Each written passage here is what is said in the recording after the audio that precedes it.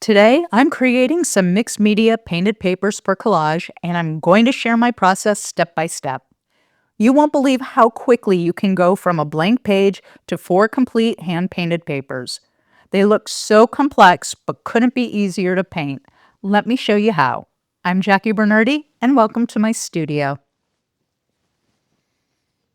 I've been working on so many projects lately that I really haven't had any time to just paint some papers, which is one of my first loves in creating art. So that's exactly what I'm going to do today. I'm just using some of this Bien Fang drawing paper as the substrate for what I'm going to be painting today. It's just a normal paper. There's nothing really remarkable about it. I could have used newsprint, I could have used watercolor paper, but this is just what I chose. And I'm starting by putting down some marks with this graphite stick, this giant graphite stick that I have that I love so much.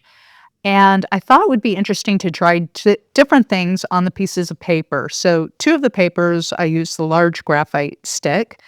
On this piece, I'm using a Lyra graphite pencil. And what I love about the graphite is it gets so schmeary once you start getting it wet and some paint on it. And hopefully that will happen today as we start putting paint down. But I do the marks first just to get started, just to get loose and not to get stuck with, oh my gosh, what am I going to paint? This here is a charcoal pencil. And the line quality of the charcoal pencil is so different than that of the graphite stick and the graphite pencil. And what will happen when this gets wet is quite different also. So I don't really know yet if we'll see any of these marks at the end of the day of painting these papers, but I just like knowing that they're here. And what I'm going to start with is this transparent red oxide fluid acrylic and my homemade quinacridone nickel azo gold airbrush medium. Now, I used the airbrush medium when I made this quinacridone nickel azo gold because I wanted a very loose, highly pigmented paint. And the airbrush medium maintains the integrity of the pigment, but makes it super thin and super loose so I can move it around a lot. It's very, very transparent and it does incredibly beautiful things like you can see here. It's mixing with the graphite and spreading around, and it's so transparent.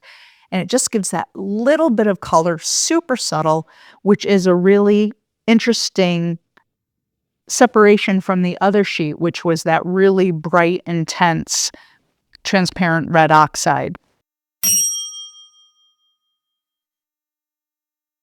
Now, I am putting some dots of the transparent red oxide down on this sheet, and as I'm rolling them out with this little brayer, I'm getting those little, circly type patterns that happen when you're just using a brayer and you're rolling out without blending.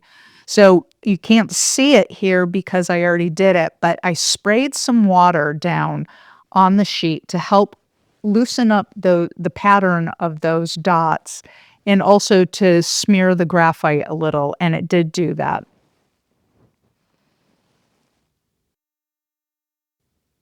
Yeah, so you can see here, I am spraying it with some water in the continuous spray bottle, and this was from the graphite stick, and look at how beautiful that is with the drips and it's smearing, and again, I don't know if we'll see any of this when I'm done today, but I love doing this. It's so playful, and it just gets my thoughts going, like, gives me some really cool ideas of things that I may do intentionally some other time. It's hard to practice the things that will surprise you, right?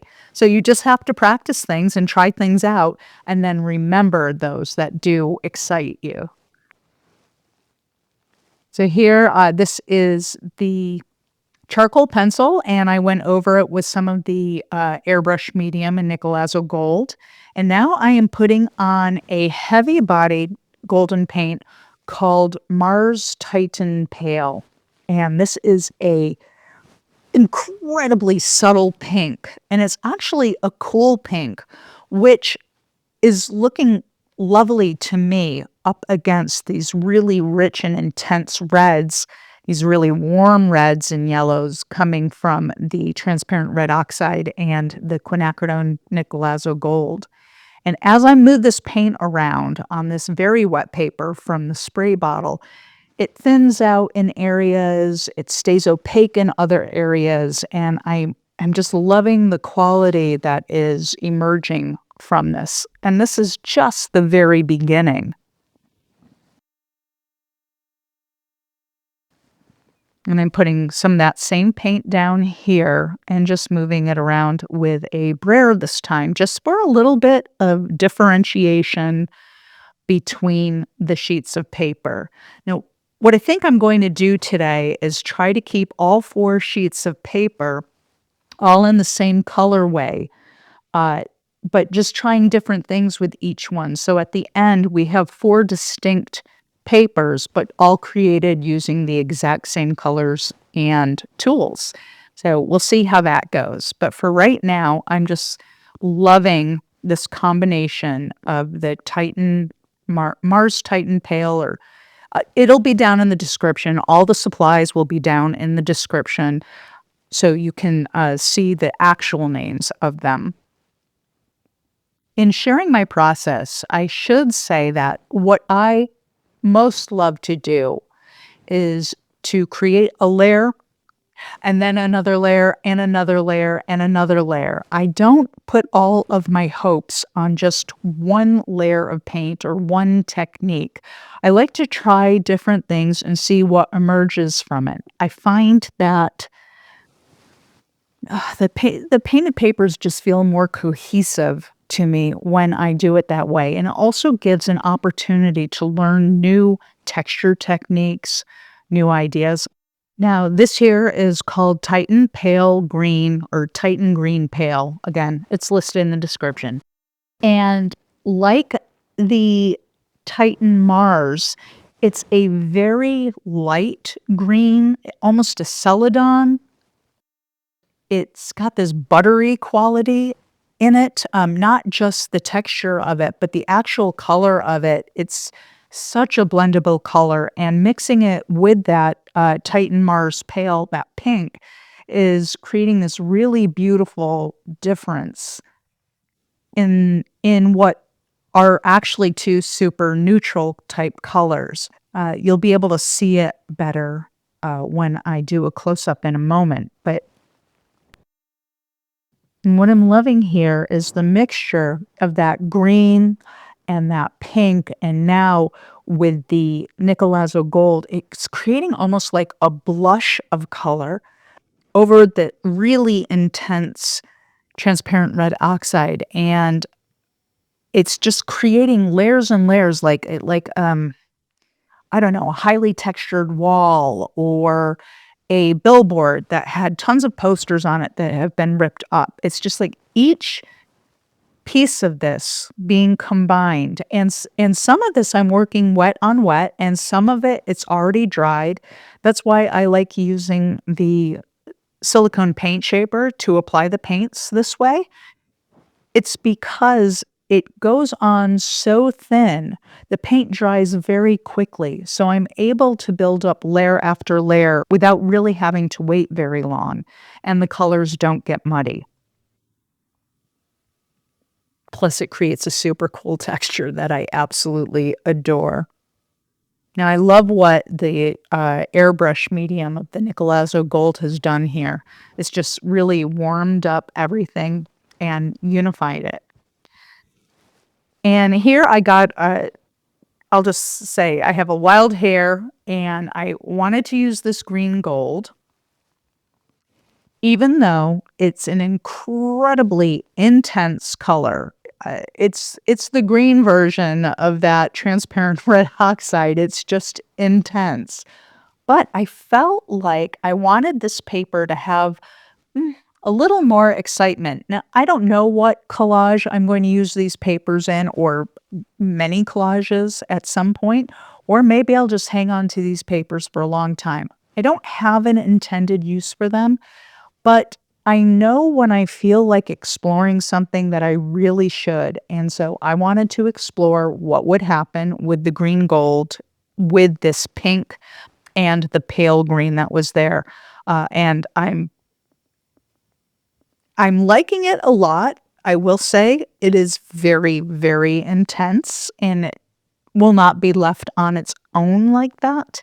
I think it does need to, mm, I don't know, be blended out a little or so on, but I do like pops of that color, and I think that if I keep going in this way, by the end, I will have that sense of that bright green gold without it being so in my face, and so I'm going to keep working that.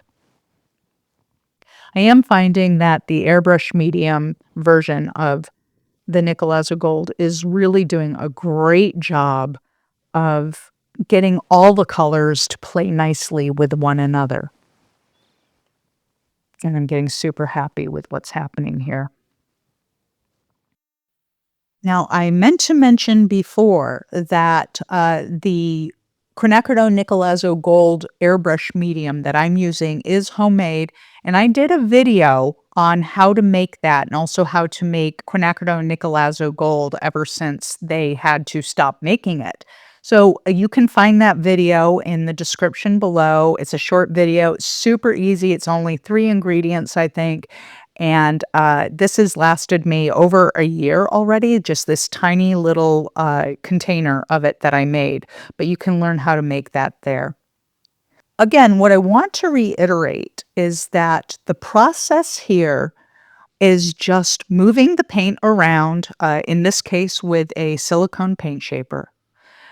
Not going for full coverage anywhere on the piece of paper, just kind of skipping the paint around, letting that layer dry a little, adding more paint and skipping it around, a different color paint. We started with the charcoal and the graphite at the bottom. All of this adds to the visual interest of the piece as we go. And if you just keep going layer by layer, not doing 100% coverage, you want to create space in it. You can create incredibly dynamic and exciting papers by doing that. Now here, I've chosen to add some Titan Buff. Now Titan Buff is like a really creamy white and or a really whitish taupe, I guess. But I'm adding it because there's so much intensity and so much brightness between that transparent red oxide and the green gold that I felt like all of these needed a little bit of breathing room. And that is what this super neutral color is bringing to the party. It's kind of calming down the brightness without losing it. Just it's giving your eye a place to rest on each piece. So in exactly the same way that I applied all the other layers, I'm just using this silicone paint shaper to move it around until it feels right to me. Acrylic paints have a tendency to go darker once they dry. So, what I think I want to do, I think I'm at a pretty good stopping point for right now.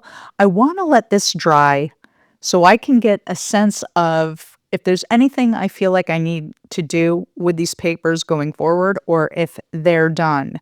So, I'm just going to put them side by side here. You can see they all have very similar qualities and yet they do look different. I'm gonna let them dry for a while and, go get some coffee, and then when I come back, we'll take a look and see what needs to be done. So we waited a couple hours, everything is nice and dry. And I've decided I'm going to glaze, and I'm going to keep one sheet of paper, just the original format. I'm not going to glaze it, but the other three I'm going to do some glazing with. And I have a master glaze that I always have in my studio, and that is Van Dyke Brown mixed with glazing medium and some airbrush medium. And the reason why I add the airbrush medium in there, you could use water. I'm not saying not to use water, but when you use the airbrush medium, you don't lose any of the pigment integrity, okay? Water, you can start breaking the integrity of the paint, but airbrush medium, that won't happen, and it creates exactly the type of consistency that I am looking for. So I'm just going to apply this glaze with a sponge brush, and I'm going to go ahead and give it 100% coverage. I know some of you are not going to like that. You're going to get very upset with me, but it's going to be okay. I promise you. What I'm trying to accomplish here with this glaze is I want to sort of neutralize the really hot colors and kind of give it a more organic feel, give it some depth, if you will. And so that's what I'm doing. I'm using the catalyst wedge to move it around now and to remove some of the excess glaze. And now I'm going to go in with a blue shop towel because they are lint free. And I'm just going to kind of tap all over it to blend out the glaze. I'm not removing the glaze. I'm just blending it out. And it's giving this really, I think, gorgeous quality to this piece of paper. It has so much more depth. And in a moment, I'm going to hold it up next to just one of the raw papers so you can see the difference that that glaze made. Isn't that wild? Ugh, I love that. Absolutely love that.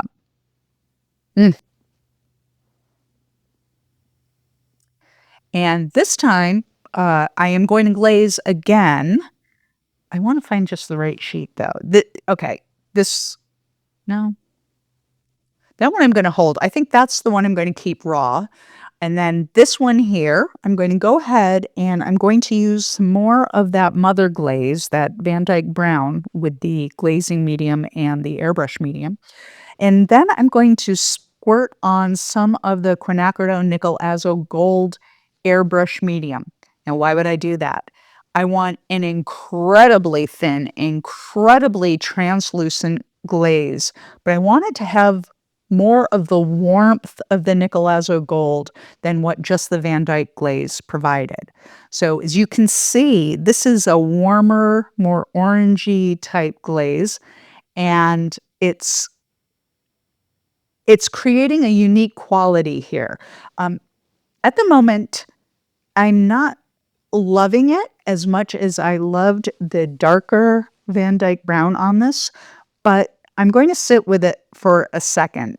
It's not terribly different than the other one, but I think it's still feeling a little hot, and I think it needs a little something to calm it down. So I'm going to put it off to the side for a moment, and I'm going to go in with this third sheet and add some pure glazing medium, not mixed with anything, and then laying down some of that airbrush nickel azo gold and just a couple of drops of the Van Dyke glazing medium. And the reason why I'm doing this and I'm blending it all out on the sheet is this is so transparent that all it's doing is giving sort of a warm blush to the entire piece. And I am loving this. I think this is exactly right. Not that any of the others are wrong, but I'm most excited about just the hint of warmth that that glaze added to that piece. Now, this piece here, I think I know what I want to do to add some visual interest to it, and that is to add some watermarking. And watermarking is actually done by taking isopropyl alcohol and putting some of the Van Dyke Brown. This is what I've done for this watermarking. Some of the Van Dyke Brown fluid acrylic in there, shaking it up, and then spraying it onto the glaze. And as you can see, it created this fisheye texture, this watermarking texture, which adds a quality to the glaze that is completely unique from anything else. So here we have all 4 pieces. This is the raw piece. This piece here has just the blush of the nickel azo gold. This one here has the watermarking, and this one here is just the pure Van Dyke Brown glaze. Super excited with these. I'm going to sit on it for a minute. There may be more that I do later, but that's all I'm going to do for today. Thank you so much for being here. And if you'd like to see another video of painting papers, this is what I would watch next.